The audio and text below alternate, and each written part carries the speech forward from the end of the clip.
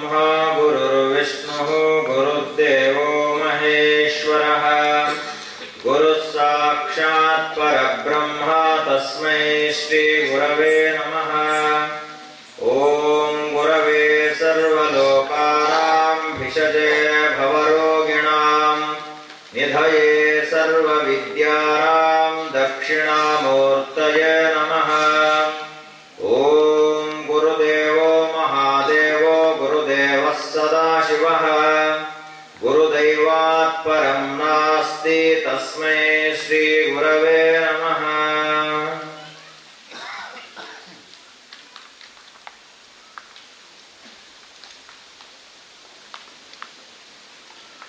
नमामि शम्भुं पुरुषं पुराणं नमामि सर्वज्ञमपारभावं नमामि रुद्रं प्रभुमाक्षयन्तं नमामि शर्वं शिरसा नमामि नमामि देवं परमाव्ययन्तम्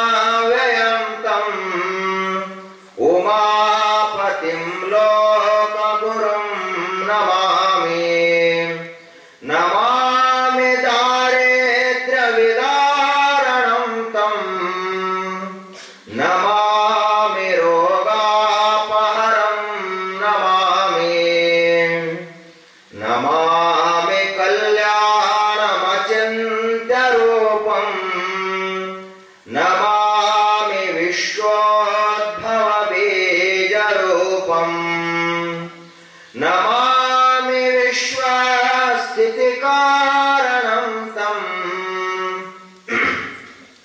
नमामि संहारकरं नमामि नमामि गौरीप्रियमव्ययं तम् नमामि नित्याक्षरमक्षरं तम् नमामि चिद्रूपममेयभावं त्रिलोचनं तं शिरसा नमामि नमामि कारुण्यकरं भवस्या भयङ्करं वापि सदा नमामि नमामि दातारमभीप्सितानां नमामि सोमेशमुमेशमादौ नमामि वेदत्रयलोचनं तं नमामि मूर्तित्रयवर्जितं तं नमामि पुण्यं सदसाद्व्यतीतं नमामि तं पापहरं नमामि नमामि विश्वशयिते रतं तं नमामि रूपापि बहूनि दत्ते यो विश्वगोप्ता सदसात् प्रणेता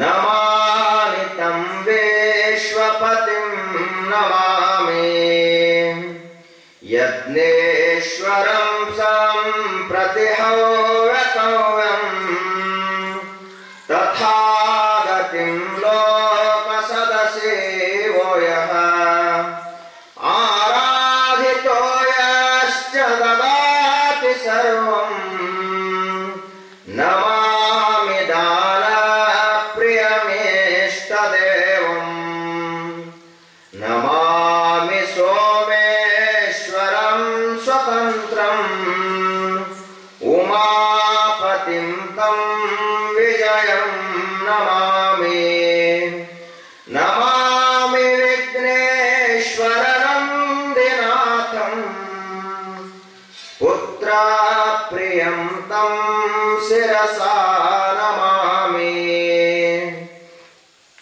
नमामि देवं भवदुःखशोक चन्द्रधरं नमामि नमामि गङ्गाधरमीशमीड्यम् उमाधवं देववरं नमामि नमाम्यजादेश पुरन्दरादे सुरासुरैरार्चितपादपद्मम् नमामि देवे मुखवादनानाम् ईक्षार्थमक्षेत्रितयं ययेच्छत् पञ्चामृतैर्गन्धसुधूपदीपैः विचित्रपुष्पैर्विविधैश्च मन्त्रैः अन्नप्रकारे सकलोपचारे सम्पूजितं सोममहं नमामि सम्पूजितं सोममहं नमामि सम्पूजितं सोममहं नमामि।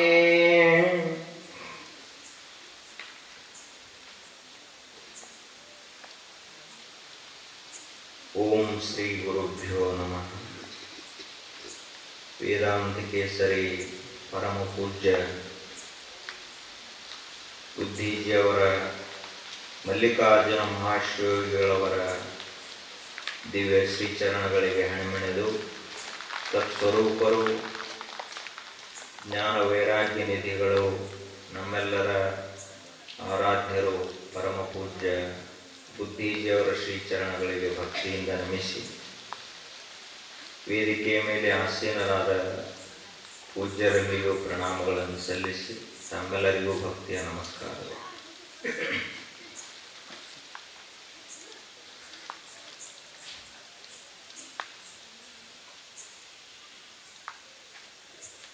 ಕ್ಷಣಶಃ ಕಣಶಶ್ಚೈವ ವಿದ್ಯಾಮರ್ಥಂ ಚ ಸಾಧಯೇತ್ ಕ್ಷಣತ್ಯಾಗೆ ಕುತೋ ವಿದ್ಯಾ ಕಣತ್ಯಾಗೆ ಕುತೋ ಧನಂ. ಇದು ಒಂದು ಸುಭಾಷಿತ. ಮಹಾತ್ಮರು ತಮ್ಮ ಜೀವನದಲ್ಲಿ ಕಂಡುಂಡ ಅನುಭವದ ಮಾತು. ಈ ಲೋಕವನ್ನು ಅತ್ಯಂತ ಸೂಕ್ಷ್ಮ ದೃಷ್ಟಿಯಿಂದ ನೋಡಿದಾಗ ಅವರಿಗೆ ಗೋಚರವಾದಂತಹ ಒಂದು ವ್ಯಾವಹಾರಿಕ ಸತ್ಯ. ಯಾವ ಮನುಷ್ಯ ಲೋಕದಲ್ಲಿರುವ ಜನರನ್ನ ನಿರೀಕ್ಷಣೆ ಮಾಡ್ತಾನಲ್ಲ ಅವನು ಬಹಳಷ್ಟು ಕಲಿತಾನೆ. ನಾವು ಈ ಜಗತ್ತನ್ನು ನೋಡುವುದೇ ಇಲ್ಲ. ನಮ್ಮ ಸುತ್ತಮುತ್ತ ಇರುವಂತಹ ಪರಿಸರವನ್ನು ಸೂಕ್ಷ್ಮ ದೃಷ್ಟಿಯಿಂದ ನೋಡುವುದಿಲ್ಲ. ನಮಗೆ ಅವಸರ ಇರುವುದರಿಂದ ನಾವು ಬೇಗನೆ ನಡ್ಕೊಂಡು ಎಲ್ಲೋ ಹೋಗ್ತೇವೆ, ಮತ್ತೆ ನಡ್ಕೊಂಡು ಮನೆಗೆ ಬರ್ತೇವೆ. ಮನೆಯಲ್ಲಿಯೂ ಅವಸರವಾಗಿ ಊಟ ಮಾಡ್ತೇವೆ, ಅವಸರವಾಗಿಯೇ ಮಲ್ಕೊಂಡು ಅವಸರವಾಗಿಯೇ ಎದ್ದು ಎಲ್ಲಿ ಹೋಗೋದನ್ನ ಗೊತ್ತಿಲ್ಲ. 100 ವರ್ಷದ ಆಯುಷ್ಯ ಇಷ್ಟು ಸುದೀರ್ಘವಾಗಿದ್ದರೂ ಕೂಡ ಮನುಷ್ಯ ಸಾವಧಾನವಾಗಿ ಏನಿದು ನಮ್ಮ ಸುತ್ತಿದು ಇರುವಂಥ ಜಗತ್ತೇನಿದು, ನಮ್ಮ ಸುತ್ತಮುತ್ತ ಇರುವಂಥ ಜನ ಈ ರೀತಿ ಯಾಕದಾರ, ನಮ್ಮ ಮನಸ್ಸು ಈ ರೀತಿ ಯಾಕದ, ನಾವು ಯಾಕೆ ಒಮ್ಮೊಮ್ಮೆ ಸಿಟ್ಟಿಗೆ ಬರ್ತೀವಿ, ಒಮ್ಮೊಮ್ಮೆ ಶಾಂತ ಇರ್ತೀವಿ, ಯಾಕೆ ಇನ್ನೊಬ್ಬರನ್ನ ದ್ವೇಷ ಮಾಡ್ತೀವಿ, ಸಂಪತ್ತನ್ನ ಯಾಕೆ ನಾವು ಬಯಸ್ತೀವಿ, ಹೀಗೆ ಎಲ್ಲ ಪ್ರಶ್ನೆಗಳನ್ನ ಕುರಿತಾಗಿ ನಾವು ಸುದೀರ್ಘವಾಗಿ ಚಿಂತನೆ ಮಾಡುವುದಿಲ್ಲ. ಜಗತ್ತನ್ನ ನಿರೀಕ್ಷಣೆ ಮಾಡುವುದಿಲ್ಲ. ಯಾವ ಮನುಷ್ಯ ಸುತ್ತಲಿನ ಪರಿಸರವನ್ನ ಬರೀ ನಿರೀಕ್ಷಣ ಮಾಡ್ತಾನಲ್ಲ ಅವನು ಜ್ಞಾನಿಯಾಗ್ತಾನೆ. ನಿರೀಕ್ಷಣ ಅಂದ್ರೆ ನೋಡೋದು ಅಂದ್ರೆ ನಾವು ನೋಡ್ತೀವಿ, ಸುಮ್ಮ ನೋಡ್ತೀವಿ, ನಾವು ಸಹಜ ನೋಡ್ತೀವಿ, ವಿಚಾರ ದೃಷ್ಟಿಯಿಂದ ನೋಡಬೇಕು, ಅವಾಗ ಏನಾದರೂ ಹೊಳಿತು. ಅಂಥ ಮಹಾತ್ಮರು ಅವರು ನಮ್ಮ ಜೀವನವನ್ನು ನೋಡಿದರು, ಜಗತ್ತನ್ನು ನೋಡಿದರು, ಅವಾಗ ತಮ್ಮ ಅನುಭವದ ಒಂದು ಮಾತನ್ನ ಹೇಳಿದರು. ಅದನ್ನು ನಾವು ನೆನಪಿಟ್ಟುಕೊಂಡ್ರೆ ನಮ್ಮ ಜೀವನ ಸಾರ್ಥಕವಾಗುತ್ತೆ. ಕ್ಷಣಶಃ ಕಣಶಶ್ಚೈವ ವಿದ್ಯಾಮರ್ಥಂ ಚ ಸಾಧಯೇ. ಕ್ಷಣ ಮತ್ತು ಕಣ, ಒಂದು ಕ ಅದ, ಇನ್ನೊಂದು ಕ್ಷ ಅದ, ಅಷ್ಟೇ ವ್ಯತ್ಯಾಸ. ಆದ್ರೆ ಕ್ಷಣಶಃ ಕಣಶಶ್ಚೈವ, ಕ್ಷಣ ಕ್ಷಣಗಳನ್ನ ನಾವು ಕೂಡಿಸ್ಕೋತ ಹೋದಿವಿ, ಪ್ರತಿ ಕ್ಷಣವನ್ನ ಸರಿಯಾಗಿ ಬಳಸ್ಕೋತ ಹೋದಿವಿ ಅಂದ್ರ ವಿದ್ಯೆಯನ್ನ ಗಳಿಸ್ತೀವಿ. ಕಣ ಕಣ, ಒಂದೊಂದು ರೂಪಾಯಿ, ಒಂದೊಂದು ಪೈಸಾ ಕೂಡಿಸ್ಕೋತ ಹೋದಿವಿ ಅಂದ್ರ ಸಂಪತ್ತನ್ನ ಗಳಿಸ್ತೀವಿ. ಒಬ್ಬ ವಿದ್ಯಾವಂತನಾಗಬೇಕಂದ್ರ ಒಂದು ತಾಸು ಓದಿದ್ರೆ ವಿದ್ಯಾವಂತ ಆಗೋದಿಲ್ಲ, ಒಂದು ದಿವಸ ಓದಿದ್ರೆ ಆಗುವುದಿಲ್ಲ, ಒಂದು ವರ್ಷ ಓದಿದ್ರೂ ಆಗುವುದಿಲ್ಲ. ಅವನು 16 ವರ್ಷಗಳವರೆಗೆ ತನ್ನ ಜೀವನದ ಆಯುಷ್ಯ ಇರುವವರೆಗೆ ನಿರಂತರವಾಗಿ ಕಲಿತಾನೇ ಇರಬೇಕು. ಅವಾಗ ಅವನು ಒಬ್ಬ ವಿದ್ಯಾವಂತನಾಗ್ತಾನೆ. ಅವಾಗ ಮನುಷ್ಯ ಒಬ್ಬ ಜ್ಞಾನಿಯಾಗ್ತಾನ, ಒಬ್ಬ ಪಂಡಿತನಾಗ್ತಾನ, ವಿದ್ವಾಂಸನಾಗ್ತಾನ, ತಿಳುವಳಿಕೆ ಉಳ್ಳಂಥವನಾಗ್ತಾನ. ಯಾವಾಗ ಜೀವನದ ಪ್ರತಿಯೊಂದು ಕ್ಷಣವನ್ನು ಕೂಡ ಯಾವಾತನು ಜೋಪಾನದಿಂದ ವಿದ್ಯೆಗಾಗಿಯೇ ಬಳಸ್ತಾನೋ ಅಂಥವನು ಮಾತ್ರ.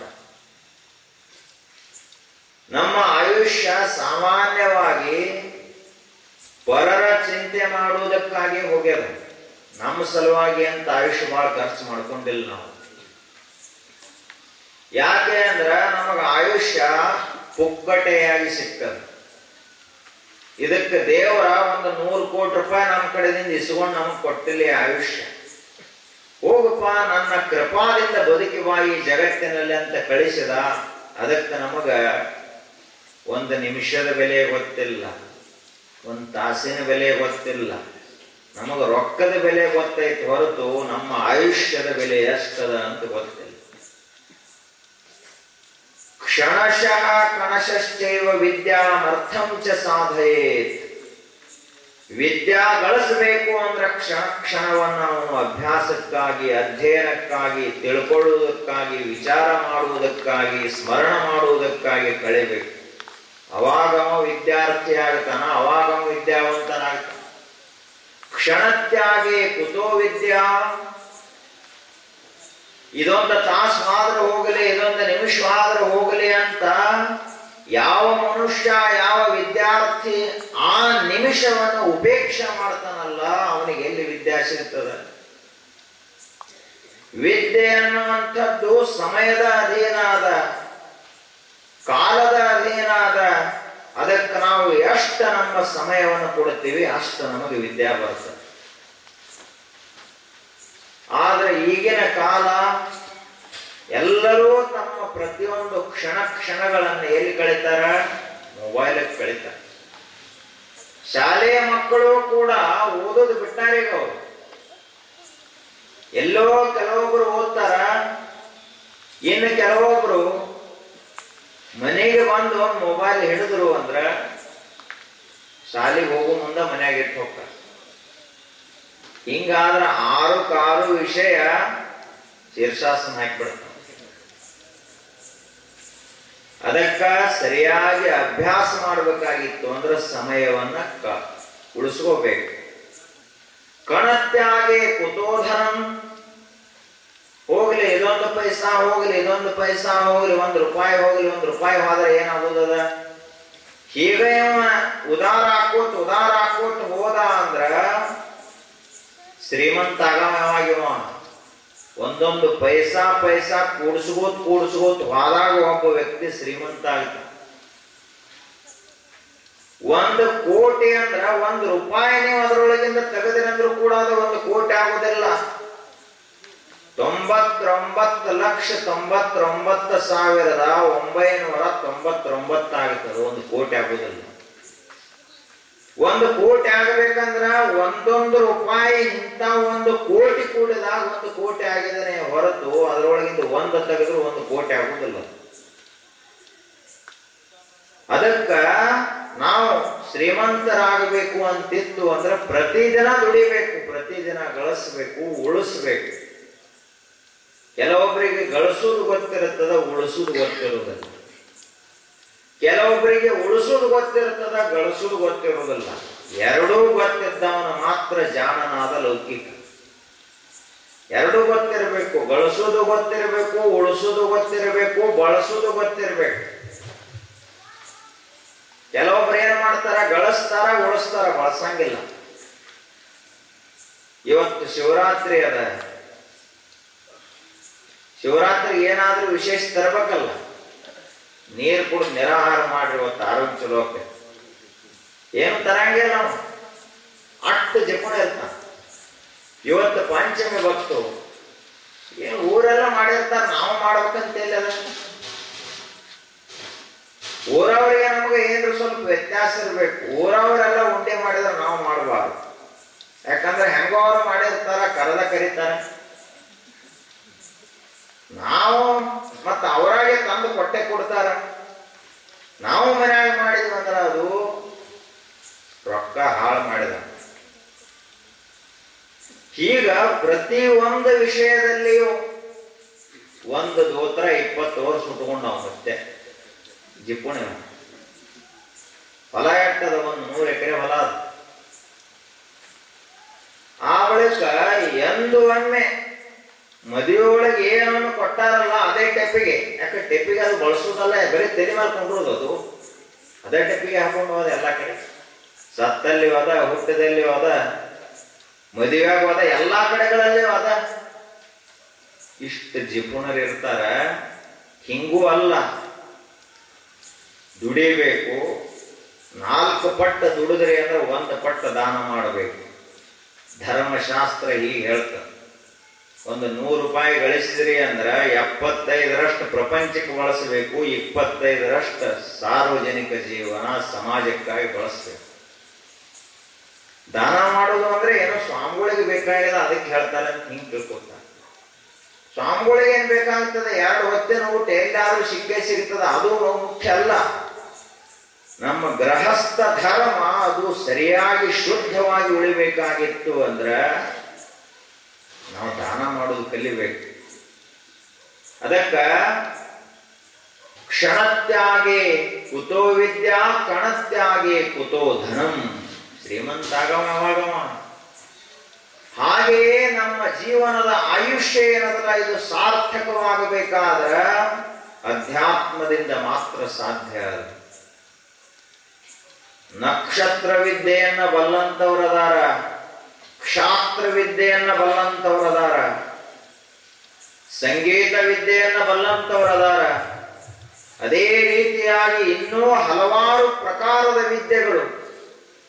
ಎಲ್ಲವನ್ನ ಕಲಿತರೂ ಕೂಡ ಮನುಷ್ಯನಿಗೆ ನಿಜವಾದ ಶಾಂತಿ ಸಮಾಧಾನಗಳು ಸಿಗುವುದಿಲ್ಲ. ಅದು ಸಿಗುವುದು ಕೇವಲ ಅಧ್ಯಾತ್ಮ ವಿದ್ಯೆಯಲ್ಲಿ ಮಾತ್ರ. ಅಧ್ಯಾತ್ಮವಿಲ್ಲ ಅಂದ್ರೆ ಶಾಂತಿಯೇ ಇಲ್ಲ. ಜೀವನದಲ್ಲಿ ಎಲ್ಲ ಅದ. ಇಡೀ ದೇಶದ ಆಡಳಿತನ ಅವನ ಕೈಯಲ್ಲಿ ಅದ. ಜನ ಎಲ್ಲ ಹೇಳಂಗೆ ಕೇಳ್ತಾರ. ಆ ಬಳಿಕ ಸಂಪತ್ತಿಗೇನು ಕೊರತೆ ಇಲ್ಲ, ಬಂಧು ಬಾಂಧವರಿಗೂ ಕೊರತೆ ಇಲ್ಲ. ಕೀರ್ತಿ ವಾರ್ತೆಗಳಂತೂ ಜಗತ್ತಿನಾದ್ಯಂತ ಹಬ್ಬ್ಯಾವ. ವಿದ್ಯಾನೂ ಅದ, ಶರೀರದ ಆರೋಗ್ಯನೂ ಅದ. ಇಷ್ಟೆಲ್ಲ ಇದ್ದಾಗಲೂ ಕೂಡ ಆ ಮನುಷ್ಯನಿಗೆ ಶಾಂತಿನೇ ಒಂದು ಇಲ್ಲ, ಸಮಾಧಾನನ ಒಂದಿಲ್ಲ ಅಂದ್ರೆ ಏನಿರ್ತೋಡೇನು? ನಿಜಬೋಧೆಯೊಂದಿಲ್ಲದಿರೆ ಕಾನನದ ಬೆಳದಿಂಗಳಂತೆ ನಿಷ್ಫಲವು.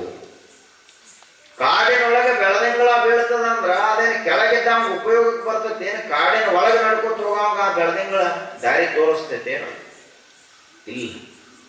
ಅದರಂತೆಯೇ ನಮ್ಮ ಜೀವನದಲ್ಲಿ ಎಲ್ಲ ಇದ್ದು ಕೂಡ ಅಧ್ಯಾತ್ಮ ಒಂದು ಇಲ್ಲದೆ ಇದ್ರ ನಮ್ಮ ಜೀವನ ಪೂರ್ಣ ಆಗುವುದಿಲ್ಲ. ಇದು ಪೂರ್ಣ ವಿರಾಮ ಇದ್ದಂತೆ ಅಧ್ಯಾತ್ಮ ಅಂದ್ರೆ. ಋಷಿ ಮುನಿಗಳೆಲ್ಲರೂ ಅಧ್ಯಾತ್ಮ ಒಂದನ್ನ ಸಾಧಿಸಿದ್ರು ತಮ್ಮ ಜೀವನದಲ್ಲಿ. ಅದು ಒಂದನ್ನು ಸಾಧಿಸಿದ್ದರಿಂದ ಅವರು ಜಗತ್ತಿನಲ್ಲಿಯೇ ಹಿರಿಯರೆನಿಸಿದರು, ಲೋಕ ಪೂಜ್ಯರೆನಿಸಿದರು. ಅಂತಹ ಪರಮಶ್ರೇಷ್ಠ ಮಹರ್ಷಿಗಳ ಸಾಲಿನಲ್ಲಿ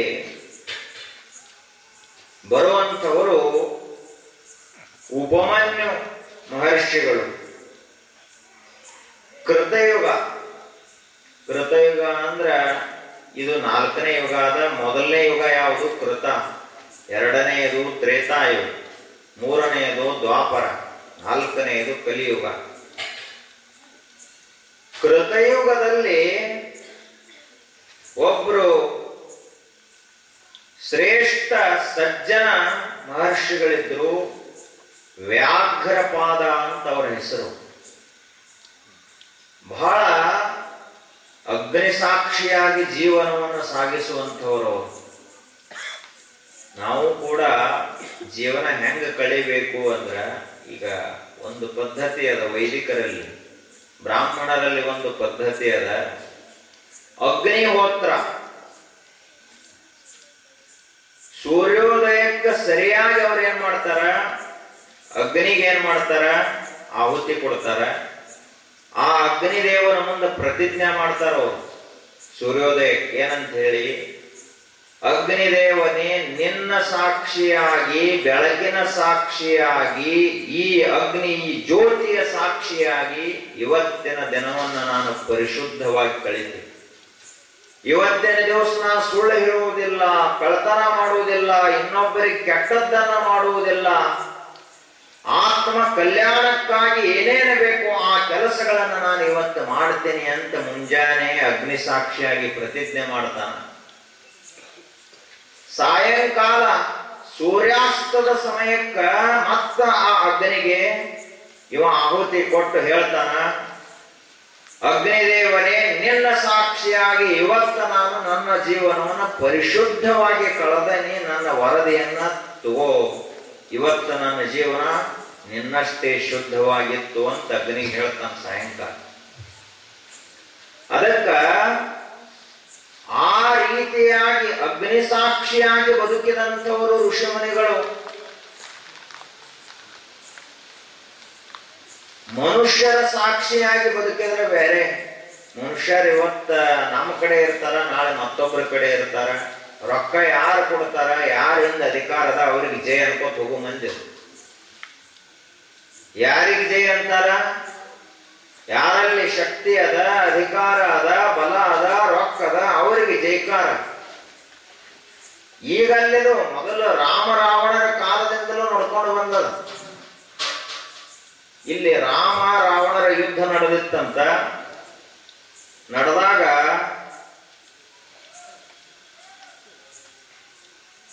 ದೇವತೆಗಳು ಮ್ಯಾಲ ನಿಂತ ದೇವತೆಗಳು ಯುದ್ಧ ನೋಡ್ತಿದ್ರು. ಅವರು ಮ್ಯಾಲ ಒಟ್ಟು ಜಯ ಎತ್ತಿದ್ರು. ಅವರು ಜಯವಾಗಲಿ ಜಯವಾಗಲಿ ಅಂತಿದ್ರು. ನಾರದ ಮಹರ್ಷಿಗಳು ಕೇಳಿದರು ಅವ್ರಿಗೆ ಬಂದು, ಯಾರಿಗೆ ಜಯವಾಗಲಿ ಅಂತಲ್ಲ ಅತ್ಯಾರ ನೀವು ಅಂತ ಕೇಳಿದರು. ಆಗ ದೇವತೆಗಳು ಹೇಳಿದರು, ಯಾರ ಜಯ ಗಳಿಸ್ತಾರಲ್ಲ ಅವ್ರಿಗೆ ಜಯ ಎತ್ತೀವ ನಾವು, ಯಾರೇ ಜಯ ಗಳಿಸ್ತಾರ, ರಾಮರಿಗಲ್ಲಿ ರಾವಣರಿಗಲ್ಲಿ ಗೆದ್ದವರ ಪಕ್ಷ ನಮ್ಮದು ಅಂತ ಹೇಳಿದ್ರಂತ. ಆಗ ನಾವು ಕೂಡ ಹೇಗಿದ್ದೀವಿ ಅಂದ್ರೆ, ಯಾರ ಹತ್ತಿರ ರೊಕ್ಕ ಅದ, ಯಾರ ಹತ್ತಿರ ಬಲ ಅದ ಅವ್ರಿಗೆ ಜಯ ಎತ್ತಿ. ಋಷಿಗಳ ಹಾಗಲ್ಲ, ಅಗ್ನಿ ಸಾಕ್ಷಿಯಾಗಿ ಜೀವನವನ್ನು ಸಾಗಿಸಿದಂಥವು. ಅಂತಹ ಧರ್ಮಾತ್ಮರಾದಂಥ ವ್ಯಾಘ್ರಪಾದ ಮಹರ್ಷಿಗಳಿದ್ರು.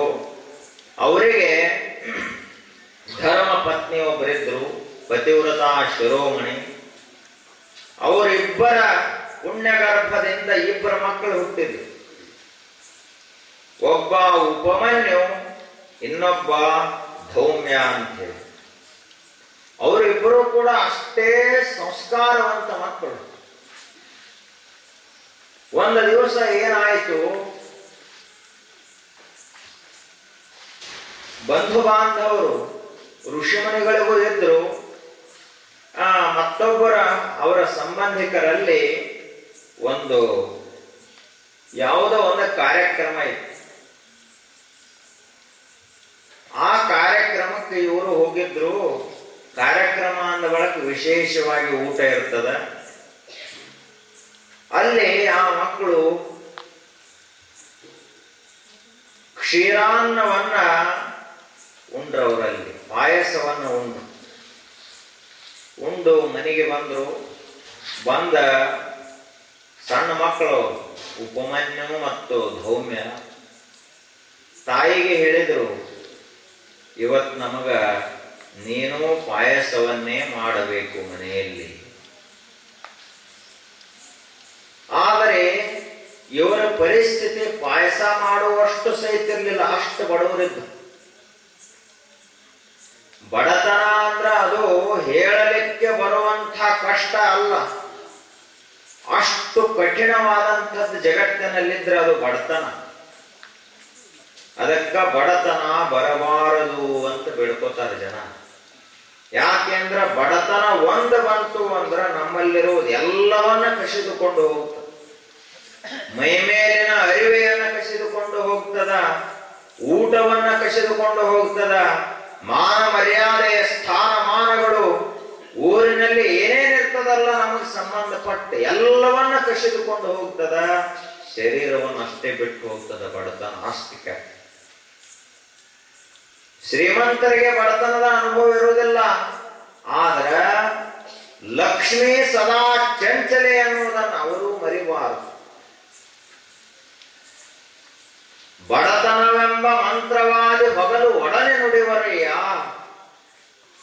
ಯಾವಾಗ ಬಡತನ ಅನ್ನೋ ಮಂತ್ರವಾದಿ ಬರ್ತಾನಲ್ಲ, ಆ ಕ್ಷಣಕ್ಕೆ ಶ್ರೀಮಂತಿಕೆ ಅನ್ನೋದು ಒಂದು ಕ್ಷಣದಾಗ ಇಳಿದು ಹೋಗಿಬಿಡ್ತದೆ. ಅವಾಗ ಅವನು ಬಡವನೇ. ಅದಕ್ಕೆ ಜಗತ್ತಿನಲ್ಲಿ ಅತ್ಯಂತ ಕಠಿಣವಾದ ಜೀವನ ಪದ್ಧತಿ ಅಂದ್ರೆ ಅದು ಬಡತನದ ಜೀವನ ಪದ್ಧತಿ. ಎಲ್ಲರೂ ಸಂಭ್ರಮ ಮಾಡುತ್ತಿರಬೇಕು, ಇವರ ಮನೆಯಲ್ಲಿ ಸಂಭ್ರಮ ಇರುವುದಿಲ್ಲ. ಎಲ್ಲರೂ ಕೂಡ ಹೊಸ ಬಟ್ಟೆಗಳನ್ನು ಹಾಕೊಂಡು ಊರಲ್ಲಿ ಜಾತ್ರೆಯನ್ನು ಮಾಡ್ತಿರಬೇಕು, ಉತ್ಸವವನ್ನು ಮಾಡ್ತಿರಬೇಕು, ಬಂಧು ಬಳಗದವರಲ್ಲಿ ವಿವಾಹ ಲಗ್ನ ಮುಹೂರ್ತಗಳನ್ನು ಮಾಡ್ತಿರಬೇಕು. ಇವರು ಮಾತ್ರ ಹರಕರಿವೆಗಳನ್ನು ಹಾಕೊಂಡು ದೂರದಲ್ಲಿ ನಿಂತು ನೋಡಬೇಕು. ಎಲ್ಲರೂ ಕೂಡ ಮೃಷ್ಟಾನ್ನ ಭೋಜನವನ್ನು ಊಟ ಮಾಡ್ತಿರಬೇಕು. ಇವರು ಮನೆಯಲ್ಲಿ ನುಚ್ಚು ಮಜ್ಜಿಗೆಯನ್ನು ಉಣ್ತಾ ಇರಬೇಕು. ಎಲ್ಲರೂ ಕೂಡ ಒಳ್ಳೆ ಒಳ್ಳೆ ದೊಡ್ಡ ದೊಡ್ಡ ಶಾಲೆಗಳಲ್ಲಿ ಮಕ್ಕಳನ್ನ ಶಾಲೆ ಕಲಿಯಲಿಕ್ಕೆ ಕಳಿಸ್ತಾ ಇರಬೇಕು. ಇವರು ಯಾವುದೋ ಒಂದು ಉಚಿತ ಶಿಕ್ಷಣ ನಿಲಯಕ್ಕೆ ಇವರು ಕಳಿಸ್ಬೇಕು. ಹೀಗೆ ಬಡತನ ಅಂದ್ರ ಅದು ಅತ್ಯಂತ ಕಠಿಣ. ಆಗ ಋಷಿಗಳಲ್ಲಿಯೂ ಬಡತನ ಇತ್ತು. ಮಕ್ಕಳ ಬಂದ ಹೇಳಿದ್ರವರು, ನಮಗೂ ಕೂಡ ಪಾಯಸ ಮಾಡಿವತ್ತ ಅಂತ ಹೇಳಿದ್ರು ಅವ್ರ ತಾಯಿ. ಆದರೆ ಸಂಪತ್ತಿದ್ರೆ ತಾನೇ ಮಾಡೋದು. ಮನೆಯಲ್ಲಿ ಆಕಳಿದ್ರನೆಲ್ಲ ಮಾಡೋದು, ಆಕಳಿಲ್ಲ. ಅವಾಗ ಮಕ್ಕಳು ಅಂದ್ರೆ ಹೇಗಿರ್ತಾವ, ಹಠ. ಒಮ್ಮೆ ಏನಾದ್ರೂ ಬೇಕು ಅಂತ ಹೇಳಿದ್ರು ಅಂದ್ರೆ ಹೊಳ್ಳೆವು ತಿರುಗುದಿಲ್ಲ ಮಕ್ಕಳು. ಅದನ್ನೇ ಬಡಬಡಿಸ್ಕೊತಿರ್ತಾವ, ನಿಮ್ಮನ್ನು ಜೋರು ಮಾಡ್ತಾವ. ನೀವು ಏನಾದ್ರೂ ಮಾಡಿ ಕೊಡಿಸ್ಲಿಕ್ಕೆ ಬೇಕು. ಹಾಗ ಹಠ ಮಾಡಿದ್ರ ಮಕ್ಕಳು ಊಟ ಮಾಡಿದ್ರೆ ಪಾಯಸನ ಊಟ ಮಾಡೋದು, ಇರ್ಲಿಲ್ಲ ಅಂದ್ರೆ ಉಪವಾಸ ಅಂತ ಹೇಳಿದವು ಎರಡು ಮಕ್ಕಳು. ತಾಯಿ ಏನ್ ಮಾಡ್ತಾಳ, ಮಕ್ಕಳನ್ನೆಂದಾದ್ರೂ ಉಪವಾಸ ಬಿಡ್ತಾಳೇನೋ, ಇಲ್ಲ ಏನಾದ್ರೂ ಉಪಾಯ ಮಾಡಿ ಮಕ್ಕಳಿಗೆ ಉಣಿಸ್ಬೇಕು ಅಂತ ತಿಳ್ಕೊಂಡು ಮನೆಯಲ್ಲಿ ಇರುವಂತ ಹಿಟ್ಟನ್ನೇ ಕಲಿಸಿದ ಹಾಲದ ಅಂತ ಕುಡಿಸಿದ್ಲು. ಆಗ ಮಕ್ಕಳು ಕುಡಿದು ಅಲ್ಲೇನದು ಆ ರುಚಿ ಇತ್ತಲ್ಲ, ಹಾಲಿನ ರುಚಿ, ಇಲ್ಲಿದ ಹಿಟ್ಟಿಗೆ ಹೆಂಗ ರುಚಿ ಬರ್ತದ? ಹಾಲಿನ ರುಚಿ ಹಾಲಿಗೆ, ಹಿಟ್ಟಿನ ರುಚಿ ಹಿಟ್ಟಿಗೆ. ಹಿಟ್ಟಿನ ರುಚಿ ಎಂದು ಹಾಲಿಗೆ ಬರುವುದಲ್ಲ, ಹಾಲಿನ ರುಚಿ ಇದಕ್ಕೆ ಬರುವುದಿಲ್ಲ. ಅವಾಗ ಮಕ್ಕಳು ಅದನ್ನ ಚೆಲ್ಲಿ ನಮಗ ಪಾಯಸ ಬೇಕು ಅಂತ ಹಠ ಹಿಡಿದು. ಅವಾಗ ತಾಯಿ ಸತ್ಯವನ್ನೇ ಹೇಳಬೇಕಾಯ್ತು. ನೋಡಿ ಮಕ್ಕಳೇ, ಪಾಯಸ ಬೇಕಾಯ್ತು ಅಂದ್ರ ಆಕಳು ಬೇಕು. ಆ ಬಳಿಕ ಮನೆಯಲ್ಲಿ ಸ್ವಲ್ಪ ಸ್ವಲ್ಪ ಆದ್ರೂ ಸಂಪತ್ತು ಬೇಕು. ನಮ್ಮ ಮನೆಯಲ್ಲಿ ಏನೂ ಇಲ್ಲ, ಮಣ್ಣಿನ ಮಡಿಕೆಗಳದಾವ, ಮಣ್ಣಿನ ಗಡಿಗೆಗಳದಾವ, ಮಣ್ಣಿನ ಪಾತ್ರೆಗಳದಾವ. ಇಲ್ಲೇ ಕಾಡಿನಲ್ಲಿರುವಂತ ಗಿಡ ಮರಗಳಿಂದ ತಂದಂತಹ 4 ಕಟ್ಟಿಗಳಿಂದ ಚಪ್ರ ಹಾಕೊಂಡು ನಾವಿಲ್ಲಿ ವಾಸ ಮಾಡಿದೀವಿ. ನಿಮಗೆ ಪಾಯಸ ಬೇಕಾತು ಅಂದ್ರೆ ಒಂದು ಆಕಳು ಬೇಕು, ಆ ಬಳಿಕ ಮನೆಯಲ್ಲೆಲ್ಲ ಅದಕ್ಕೆ ಬೇಕಾದಂತಹ ವಸ್ತುಗಳು ಬೇಕು. ಅದಕ್ಕೆ ಶ್ರೀಮಂತಿಕೆ ಬೇಕಾಗುತ್ತದೆ. ಸ್ವಲ್ಪ ಆದರೂ ಬಡವರಾದ ನಮ್ಮ ಪಾಲಿನ ಶಕ್ತಿ ಅದಲ್ಲ. ಆ ಬಳಿಕ ಆ ಮಕ್ಕಳು ಹೇಳಿದವು, ಹಾಗಾದ್ರ ಆಕಳು ಎಲ್ಲಿ ಸಿಗುತ್ತದ ಅಂತ ಕೇಳಿದವು ಮಕ್ಕಳು. ಮಕ್ಕಳು ಅಂದ್ರು ಸಾಮಾನ್ಯವಾಗಿ ಒಂದು 10 ವರ್ಷ 8 ವರ್ಷ. ಆ ಬಳಿಕ ಆಕಳು ಎಲ್ಲಿ ಸಿಗುತ್ತದ? ಆಕಳು ಸಿಗ್ತಾವಪ್ಪ, ಆದ್ರೆ ಬರೀ ಆಕಳು ಸಿಕ್ಕ ಮಾತ್ರಕ್ಕೆ ಪಾಯಸ ಆಗುವುದಿಲ್ಲ. ಹಾಗಾದ್ರೆ ಮನೆಯಲ್ಲಿ ಶ್ರೀಮಂತಿಕೆ ಬರಬೇಕಾದ್ರೆ ಏನು ಮಾಡಬೇಕು? ಯಾರನ್ನ ಕೇಳಬೇಕು? ಎಲ್ಲಿರ್ತದ ಶ್ರೀಮಂತಿಕೆ? ಕೇಳಿದ್ರು ಮಕ್ಕಳು. ತಾಯಿ ಹೇಳಿದ್ದು, ಆ ಶ್ರೀಮಂತಿಕೆ ಎನ್ನುವುದು ಮನುಷ್ಯರ ಕೊಟ್ಟರೆ ಬರೋದಲ್ಲಪ್ಪ, ಅದನ್ನ ಪರಮಾತ್ಮ ಕೊಡಬೇಕು, ಈಶ್ವರ ಕೊಡಬೇಕು, ದೇವರು ಕೊಡಬೇಕು. ಮನುಷ್ಯರ ಕೊಟ್ಟರು ಅಂದ್ರೆ ಮತ್ತೆ ಬಡತನ ಬರ್ತದ, ಪರಮಾತ್ಮ ಕೊಟ್ಟ ಅಂದ್ರೆ ಸವಿಲಾರದಷ್ಟು ಬರ್ತದ, ಅದು ಸವಿಯುವುದಲ್ಲ. ಅಕ್ಷಯವಾದ ನಿಧಿ, ಕ್ಷಯನ ಆಗುವುದಿಲ್ಲ, ಕಡಿಮೆನ ಆಗುವುದಿಲ್ಲ. ಮನುಷ್ಯರ ಕೊಟ್ರ ಅಂದ್ರ ಕೊಟ್ಟ ಹಿಂದೆ ಹೋಗುವುದ್ರೊಳಗೆ 4 ಮಾತಾಡಿ ಹೋಗ್ತಾರೆ. ದೇವರ ಕೊಟ್ಟ ಅಂದ್ರ ಅಕ್ಷಯವಾಗಿ ಶ್ರೀಮಂತಿಕೆ ಉಳಿತದ, ಎಂದು ನಾಶವಾಗುವುದಿಲ್ಲ, ಬಡತನ ಹೊಳ್ಳಿ ಬರುವುದಿಲ್ಲ. ದೇವರ ಕೃಪಾ ಬೇಕು. ಮತ್ತೆ ದೇವರ ಕೃಪಾ ಪಡಿಬೇಕಾದ್ರೆ ಏನು ಮಾಡಬೇಕು ಅಂತ ಮಕ್ಕಳು ಕೇಳಿದ್ರು. ತಾಯಿ ಹೇಳಿದ್ಲು, ದೇವರ ಕೃಪಾ ಬೇಕಾದ್ರೆ ದೇವರನ್ನ ಕುರಿತಾಗಿ ಸ್ಮರಣ ಮಾಡಬೇಕು, ಧ್ಯಾನ ಮಾಡಬೇಕು, ಚಿಂತನೆ ಮಾಡಬೇಕು. ಇಡೀ ಜೀವನವನ್ನೇ ಪರಮಾತ್ಮನಿಗಾಗಿ ವಿನಿಯೋಗ ಮಾಡಬೇಕು, ತಪಸ್ಸ ಮಾಡಬೇಕು. ಅವಾಗ ದೇವರು ಒಲಿತಾನ. ಒಮ್ಮೆ ಪರಮಾತ್ಮನ ಕೃಪಾ ಆಯಿತು ಅಂದ್ರೆ ಮುಗಿತು, ನಿನ್ನ ಸಮಗ್ರ ಇಚ್ಛೆಗಳೆಲ್ಲವೂ ಪೂರ್ಣವಾಗ್ತಾವ ಅಂತ ತಾಯಿ ಹೇಳಿದ್ರು. ಹಿರಿಯನಾದಂತಹ ಉಪಮನ್ಯು ಇದೇ ಅವನ ಮನಸ್ಸಿನಲ್ಲಿ ಉಳಿತು. ಮಕ್ಕಳಿಗೆ ಮನೆಯಲ್ಲಿ ಹಿರಿಯರು ಏನು ಹೇಳ್ತಾರಲ್ಲ ಅದು ಸತ್ಯ. ಅವ್ರು ಏನೇ ಹೇಳಿ ಅದು ಸತ್ಯವಾಗಿ ಕಾಣುತ್ತೆ.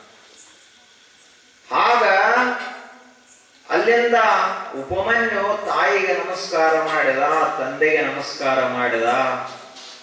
ನಾನಿನ್ನ ಶಿವನನ್ನ ಕುರಿತಾಗಿ ತಪಸ್ಸು ಮಾಡ್ಲಕ್ಕೆ ಹೋಗುತ್ತೇನೆ ಅಂತ ಹೋಗಿಬಿಟ್ಟ. ಆಗಲೇ ತಪಸ್ಸಿಗಾಗಿ ಹೊರಟು ಹೋದ. ನಿರಂತರವಾಗಿ ತಪಸ್ಸನ್ನು ಮಾಡಿದ. ತಪಸ್ಸು ಅಂದ್ರೆ ಸಾಮಾನ್ಯ ಏನದು?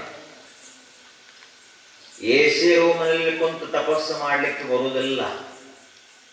ಚಲೋ ಮೆತ್ತಗ ಗಾದಿ ಮೇಲೆ ಮಲ್ಕೊಂಡವ್ರಿಗೆ ತಪಸ್ಸು ಮಾಡ್ಲಿಕ್ಕೆ ಬರುವುದಿಲ್ಲ. ಬೇಕಾದದ್ದನ್ನೆಲ್ಲ ತಿನ್ನುವಂಥವರಿಗೂ ತಪಸ್ಸು ಒಲಿಯುವುದಿಲ್ಲ. ತಪಸ್ಸು ಮಾಡಬೇಕಾದ್ರೆ ಮೊದಲು ನಮ್ಮ ಮನಸ್ಸು ಗಟ್ಟಿರಬೇಕು. ನಾವು ಹೊಯ್ದಾಡಬಾರದು ಯಾವುದಕ್ಕೂ, ಅವಾಗ ತಪಸ್ಸು ಮಾಡ್ಲಿಕ್ಕೆ ಬರ್ತದೆ. ನಮ್ದು ಹಂಗಾಗುವುದಿಲ್ಲ. ಬರೀ ಒಂದು ಧಾರಾವಾಹಿ ತಪ್ಪಿತು ಅಂದ್ರೆ ನಮಗ ಮನಸ್ಸು ಒಯ್ದಾಡಕ್ ಚಾಲು ಮಾಡುತ್ತೆ.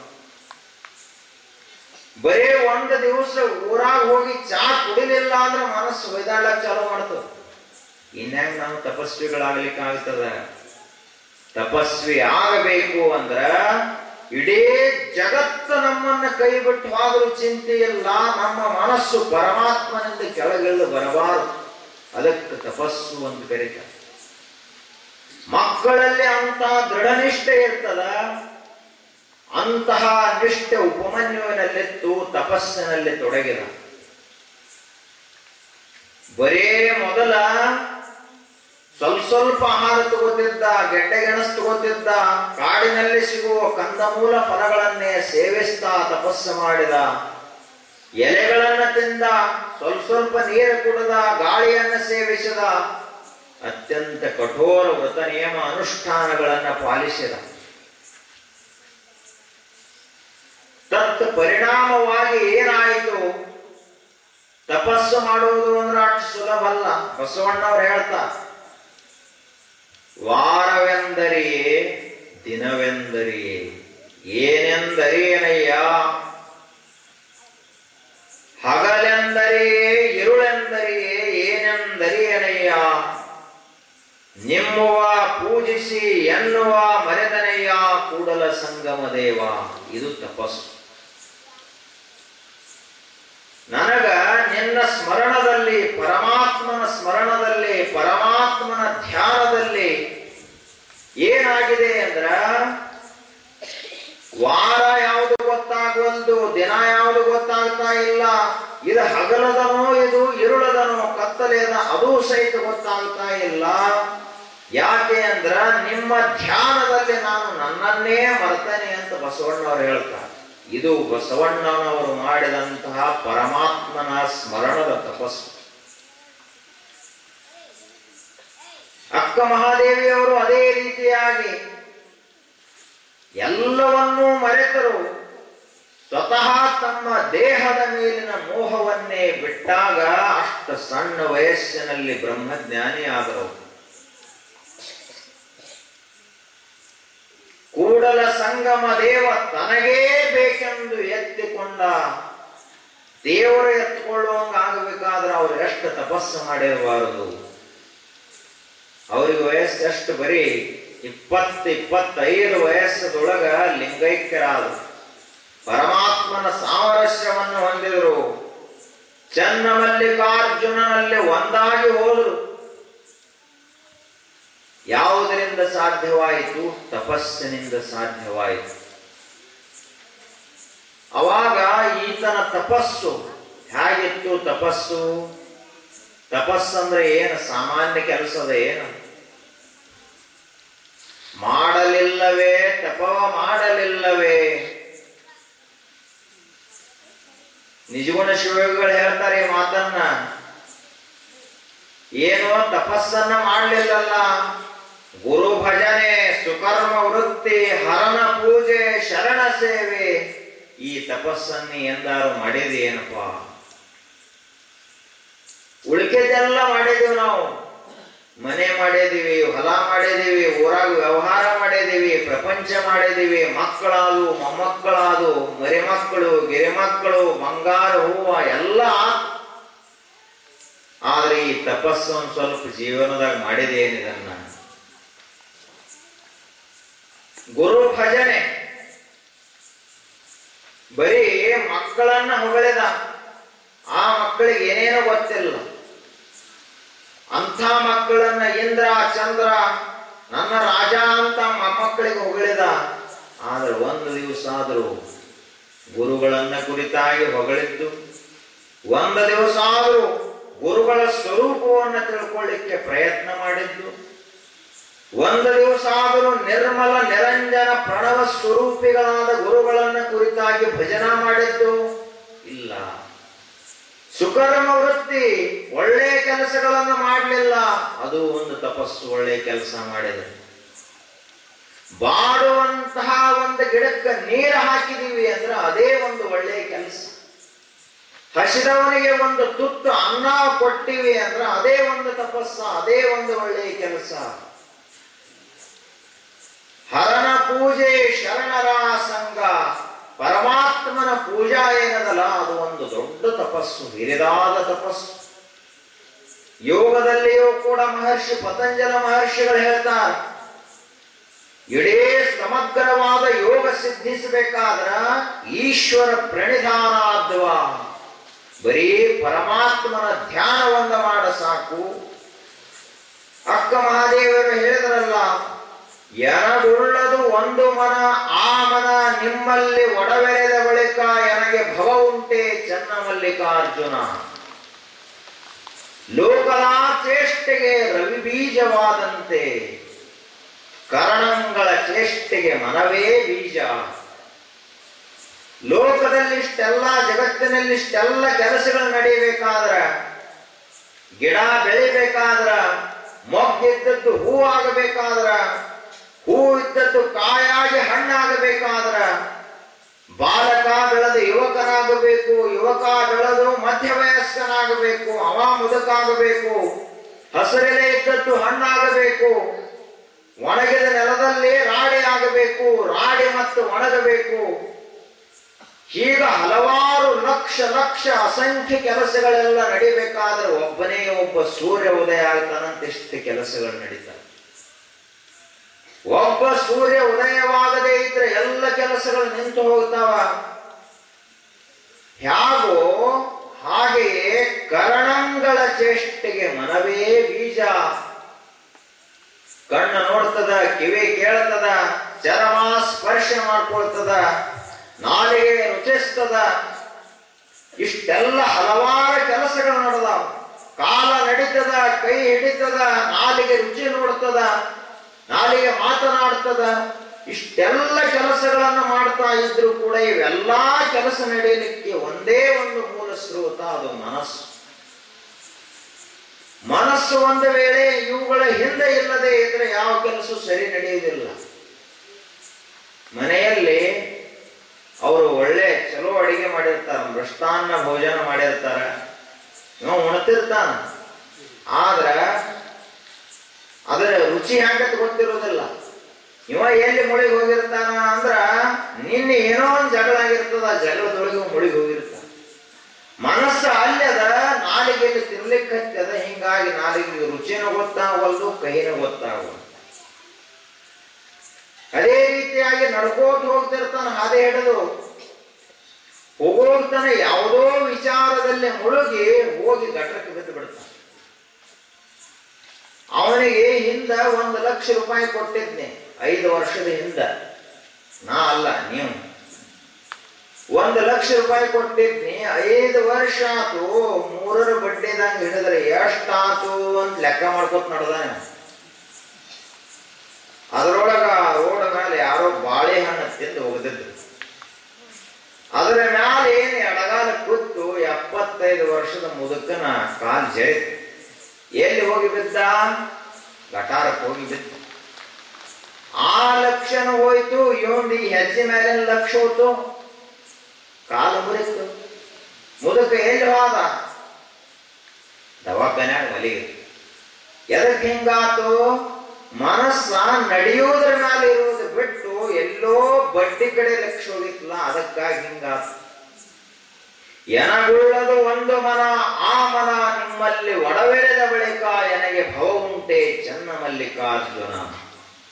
ಪ್ರಪಂಚ ಎದರಿಂದ ಬಂದದ? ಮನಸ್ಸಿನಿಂದಾಗಿ ಪ್ರಪಂಚ ಬಂದದ.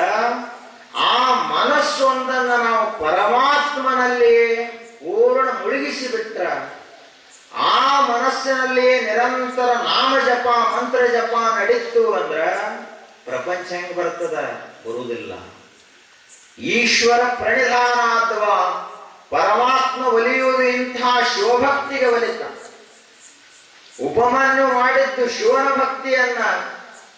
ಶಿವ ಅಂದ್ರೆ ಸಾಮಾನ್ಯನೇ, ಇಡೀ ಜಗತ್ತನ್ನ ನಿಯಾಮಿಸ್ತಕ್ಕಂಥ ವಿಶ್ವಶಕ್ತಿ, ಇಡೀ ಜಗತ್ತನ್ನ ಪಾಲಿಸ್ತಕ್ಕಂತಹ ಪರಮಾತ್ಮ, ಇಡೀ ಜಗತ್ತೆಲ್ಲವನ್ನ ಲೀನಗೊಳಿಸುವಂತಹ ಪರಮಾತ್ಮ.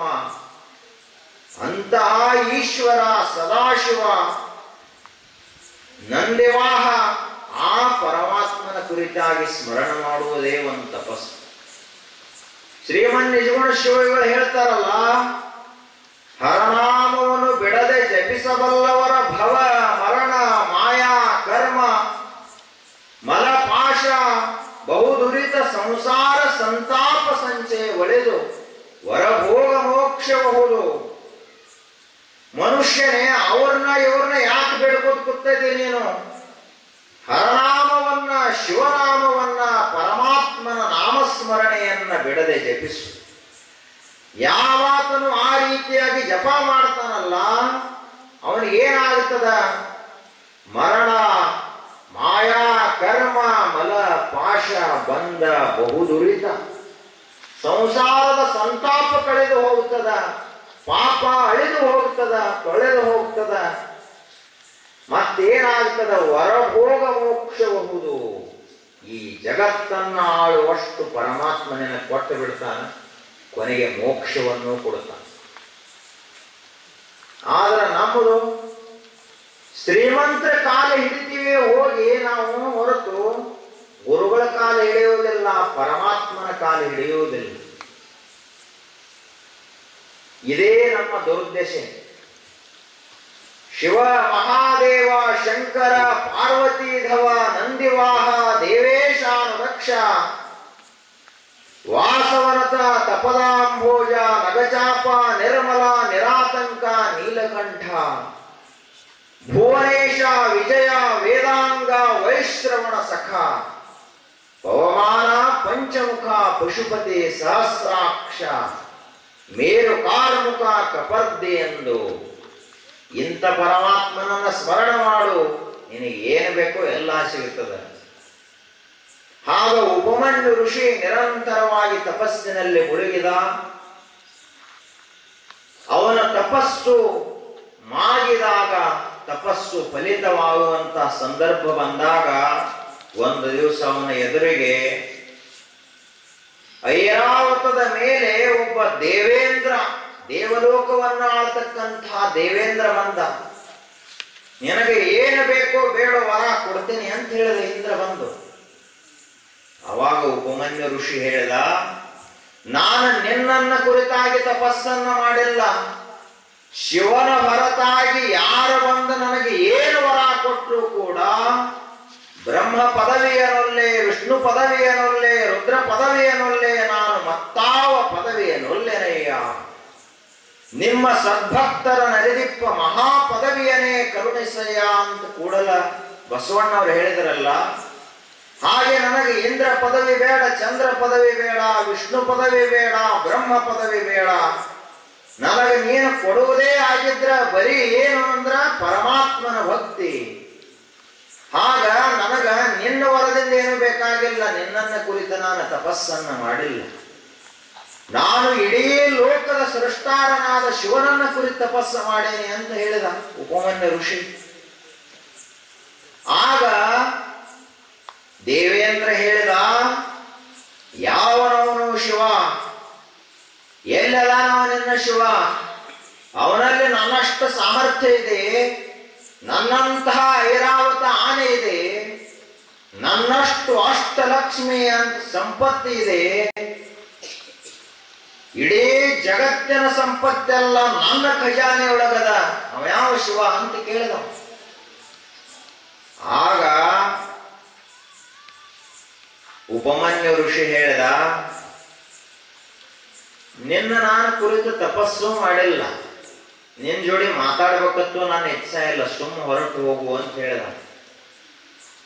ಶಿವ ಈತನನ್ನ ಪರೀಕ್ಷೆ ಮಾಡುವ ಸಲುವಾಗಿ, ಇವನಲ್ಲಿ ಪರಮಾತ್ಮನ ಮೇಲೆ ಭಕ್ತಿ ಎಷ್ಟದ ಅದನ್ನು ಪರೀಕ್ಷೆ ಮಾಡುವ ಸಲುವಾಗಿ ದೇವೇಂದ್ರನ ರೂಪದಿಂದ ಬಂದಿದ್ದ ಶಿವ.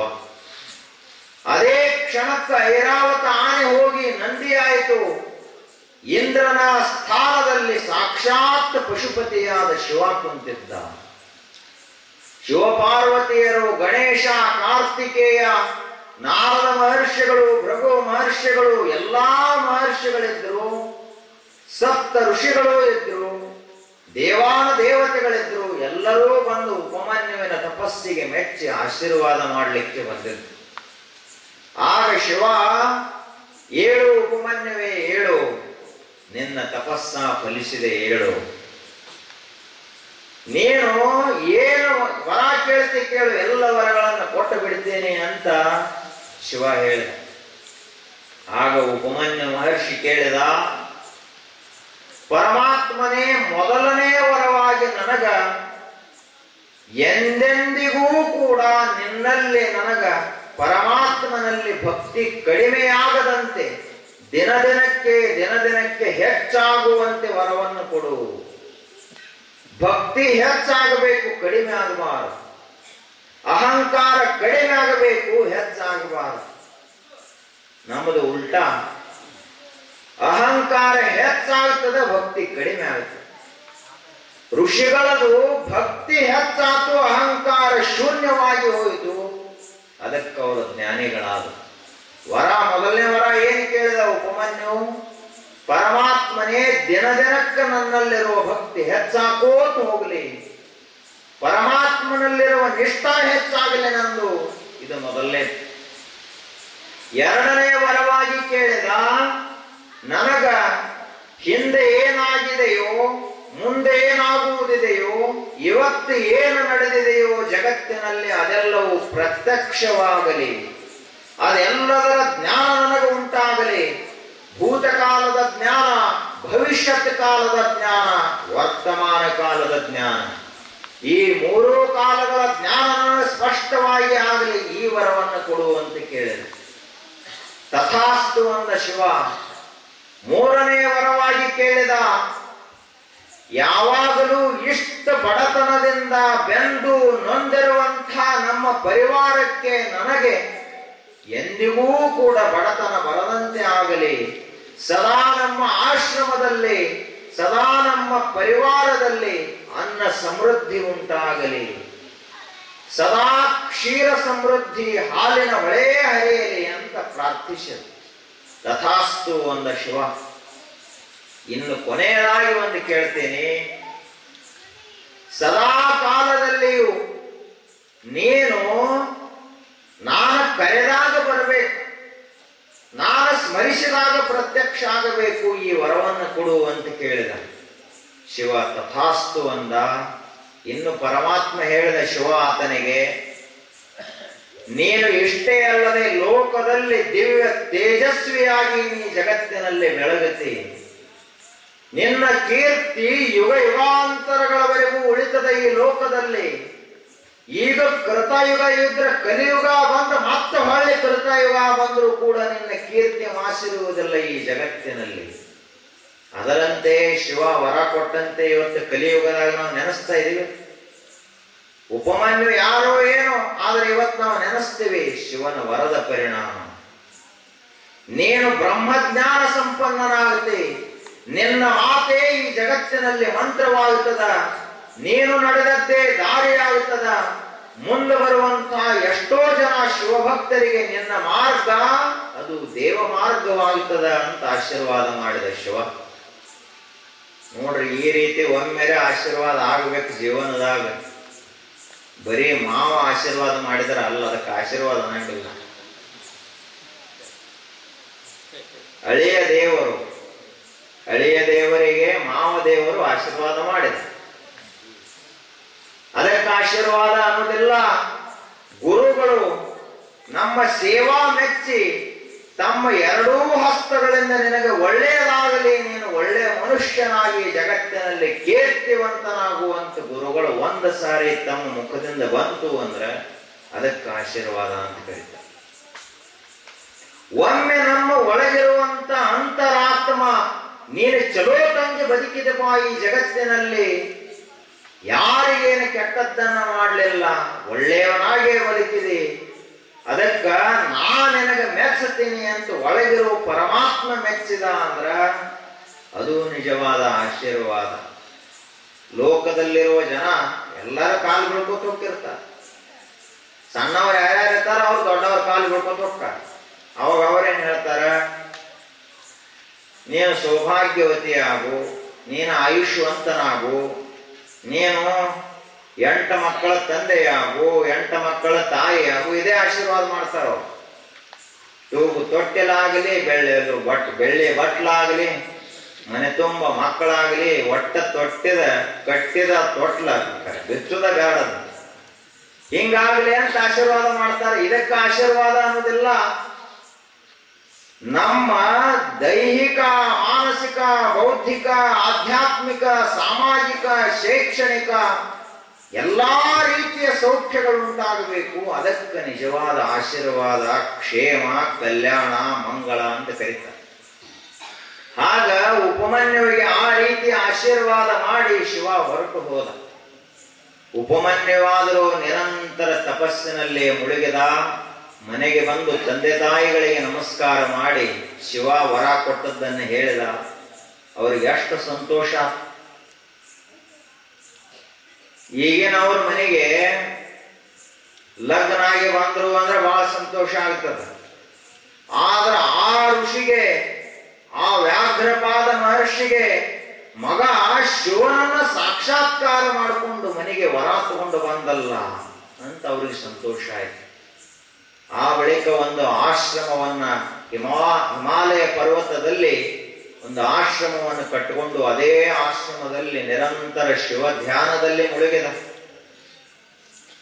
ಧ್ಯಾಯೇ ನಿತ್ಯಂ ಮಹೇಶಂ ರಜತ ಗಿರಿನಿಭಂ ಚಾರು ಚಂದ್ರಾವತಂಸಂ ರತ್ನಾ ಕಲ್ಪೋಜ್ವಲಾಂಗಂ ಪರಶು ಮೃಗವರ ಅಭೀತಿ ಹಸ್ತಂ ಪ್ರಸನ್ನಂ ಪದ್ಮಾಸೀನಂ ಸಮಂತಾತ್ ಸ್ತುತಂ ಅಮರಗಣೈರ್ ವ್ಯಾಘ್ರ ಕೃತ್ಯಂ ವಸಾನಂ ವಿಶ್ವಾದ್ಯಂ ವಿಶ್ವಬೀಜಂ ನಿಖಿಲ ಭಯಹರಂ ಪಂಚವಕ್ತ್ರಂ ತ್ರಿನೇತ್ರಂ ಅಂತ ಪರಮಾತ್ಮನನ್ನ ಧ್ಯಾನ ಮಾಡ್ತಾ ಇದ್ದ ಉಪಮನ್ಯು ಋಷಿ. ಧ್ಯಾಯೇ ನಿತ್ಯಂ, ಒಂದು ದಿವಸ ಸಹಿತ ನಾವು ಪೂಜಾ ಇರಲಾರದು, ಊಟ ಮಾಡಬಾರದು. ಇದಕ್ಕೆ ಶಿವನಿಷ್ಠ ಹರನಿಷ್ಠ ಅಂತ ಕರೀತಾರೆ. ಒಂದು ದಿವಸ ಸಹಿತ ವಿಭೂತಿ ಹಚ್ಚಲಾರದ, ಲಿಂಗ ಪೂಜಾ ಮಾಡಿಕೊಳ್ಳಾರದ, ಜಪ ಮಾಡಲಾರದ, ಗುರುಗಳಿಗೆ ನಮಸ್ಕಾರ ಮಾಡಲಾರದ ನಾವು ಊಟ ಮಾಡಿದ್ದೇ ಆದ್ರೆ ಅದು ಪ್ರಸಾದ ಆಗುವುದಿಲ್ಲ, ಊಟವಾಗುತ್ತದ. ಒಂದು ದಿವಸ ನಾವು ಬರೀ ದಿನ ಊಟ ಮಾಡ್ಕೊತ ನಡೆದಿದ್ದೀವಿ. ಈಗ ಊಟ ಮಾಡ್ತೀವಿ ಬರೀ, ನಾವು ಪ್ರಸಾದ ಮಾಡೋದಿಲ್ಲ. ಯಾಕೆ? ನಮಗ ಶಿವ ಸಂಸ್ಕಾರವಾಗಿಲ್ಲ, ಭವ ಸಂಸ್ಕಾರವಾಗಿದೆ, ಪ್ರಪಂಚದ ಸಂಸ್ಕಾರ ಆಗಿದೆ.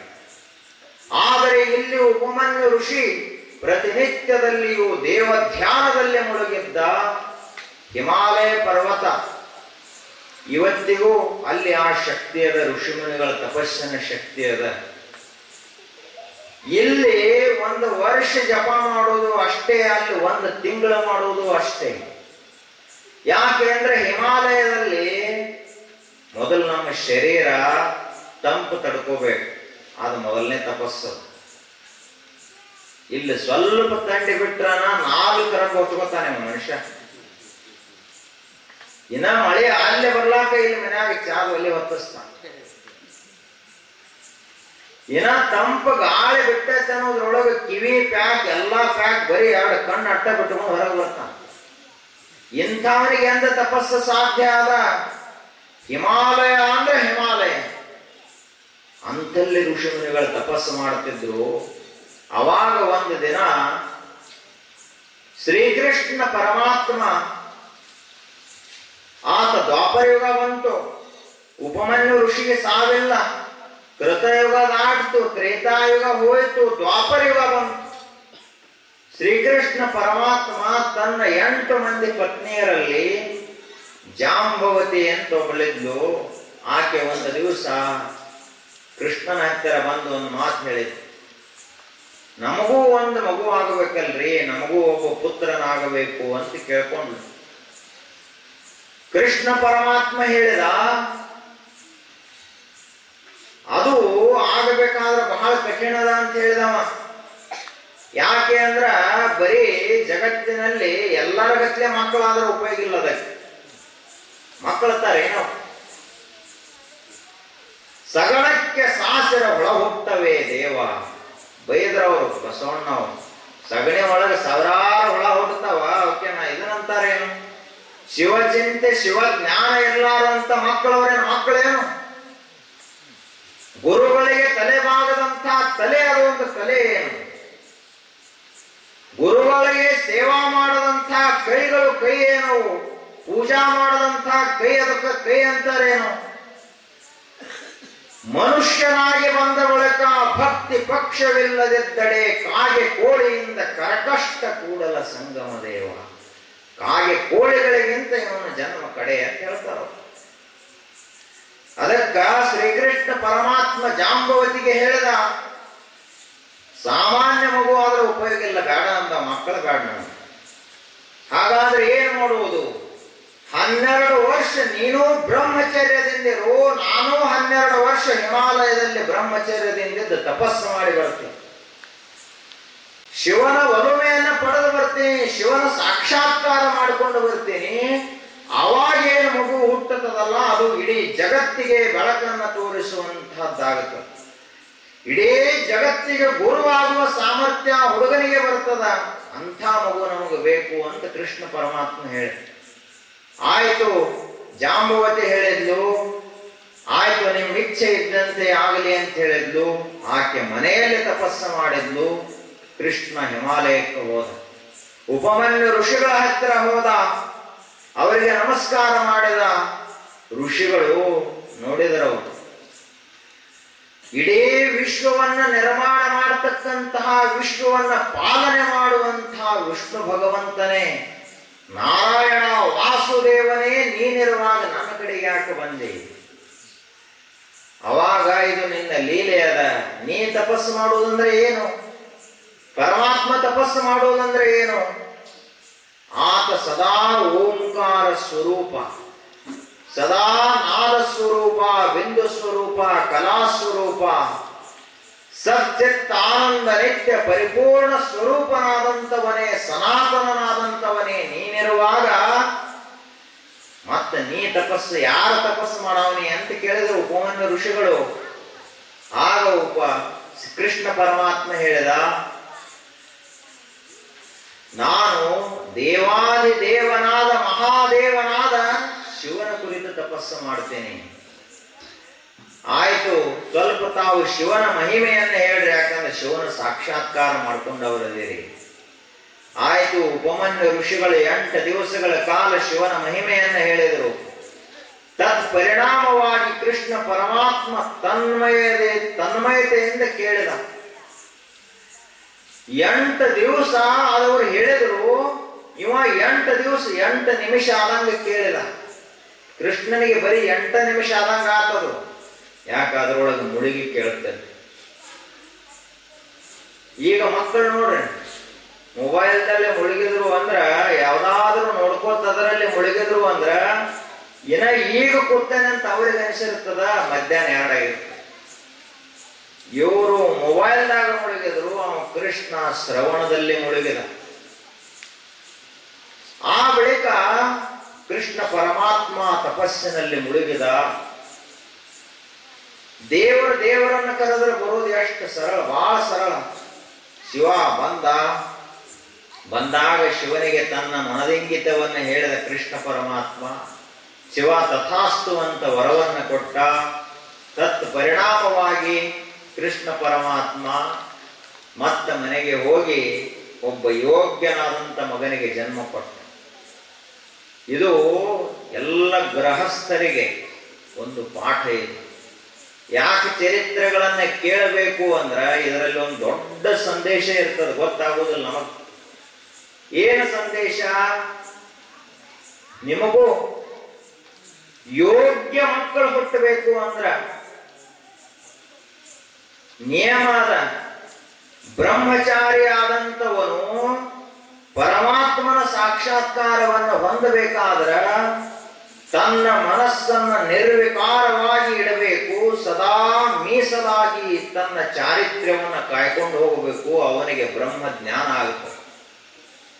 ಗೃಹಸ್ಥರಾಗಿದ್ರು ಅಂದ್ರ ಅವರೂ ಕೂಡ ನುತ ಬ್ರಹ್ಮಚರ್ಯವನ್ನು ಪಾಲಿಸಬೇಕು. ಆ ಬಳಿಕ 1 ವರ್ಷ 6 ತಿಂಗಳ ಹಿಂಗ ಪಾಲಿಸಿದ ಬಳಿಕ ಅವರು ಯೋಗ್ಯನಾದಂತಹ ಒಬ್ಬ ವಿದ್ಯಾವಂತನಾಗಬೇಕು, ಸದ್ಗುಣವಂತನಾಗಬೇಕು. ಅಂತಹ ಕ್ಷಾತ್ರ ತೇಜ ಇರಬೇಕು, ಬ್ರಾಹ್ಮ ತೇಜ ಇರಬೇಕು. ಅಂತಹ ಮಕ್ಕಳು ಹುಟ್ಟುತ್ತಾರೆ.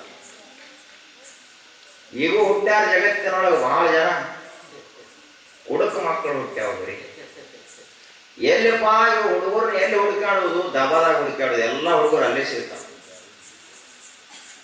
ಹುಡುಗರು ಎಲ್ಲಿ ಸಿಗ್ತಾವ? ಸೆರೆ ಅಂಗಡಿಗೆ ಮಾತ್ರ ಸಾಕ, ಎಲ್ಲೇ ಹೋಗಿರುವುದಿಲ್ಲ. ಇನ್ನ ಪೋಸ್ಟ್ ಒಳಗಿಂದ ಪತ್ತ ಕಳೆದು ಹೋದಿತ್ತು ಹೊರತು ಹುಡುಗರು ಎಲ್ಲಿ ಕಳೆದು ಹೋಗುದಿಲ್ಲ. ಎಲ್ಲಿ ಸಿಗ್ತಾವ? ಒಂದು ದಾಬಾದಾಗ ಸಿಗ್ತಾವು, ಒಂದು ಸೆರೆ ಅಂಗಡಿ ಒಳಗೆ ಸಿಗ್ತಾವ. ಯಾರವರು ಯಾವ ವಯಸ್ಸಿನಲ್ಲಿ ತಾವು ದುಡಿದು ತಂದೆ ತಾಯಿಗಳಿಗೆ ಕುಂತು ಸೇವಾ ಮಾಡಬೇಕಾಗಿತ್ತು, ಅದೇ ವಯಸ್ಸಿನಲ್ಲಿ ಇವರು ಹೋಗಿ ಇದನ್ನು ಸೇರಿದ್ರು, ಸೆರೆ ಅಂಗಡಿ ಸೇರಿದ್ರು, ದಾಬಾ ಸೇರಿದ್ರು. ತಿನ್ನಬಾರದನ್ನ ತಿಂದ್ರು, ಕುಡಿಬಾರದ ಕುಡಿದ್ರು. ಹಿಂಗೆ ಇವರು ಸಂಸಾರ ಮಾಡಿದರೆ ಇವರಿಗೆ ಹುಟ್ಟುವಂತಹ ಮಕ್ಕಳು ಎಂತ ಹುಟ್ಟಬಾರದು? ಇವರೇ ಎಷ್ಟು ಜಗತ್ತು ಉದ್ಧಾರ ಮಾಡುವವರಾಗಿ ಇನ್ನು ಇವರ ಮಕ್ಕಳು ಎಷ್ಟು ಉದ್ಧಾರ ಮಾಡಬಾರದು? ಆದರೆ ಶ್ರೀಕೃಷ್ಣ ಪರಮಾತ್ಮ ಯಾವ ರೀತಿಯಾಗಿ ಪ್ರಪಂಚ ಮಾಡಿದ ಅದು ಒಂದು ಉದಾಹರಣೆ ಅದ. ಹಾಗೆ ಉಪಮನ್ಯು ಮಹರ್ಷಿ ಅಂದ್ರ ಶಿವಭಕ್ತ.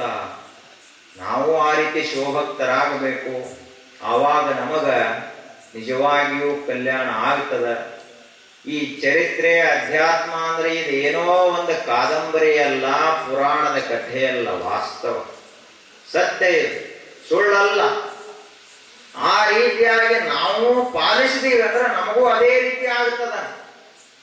ಪಾಲಿಸಬೇಕಷ್ಟೇ.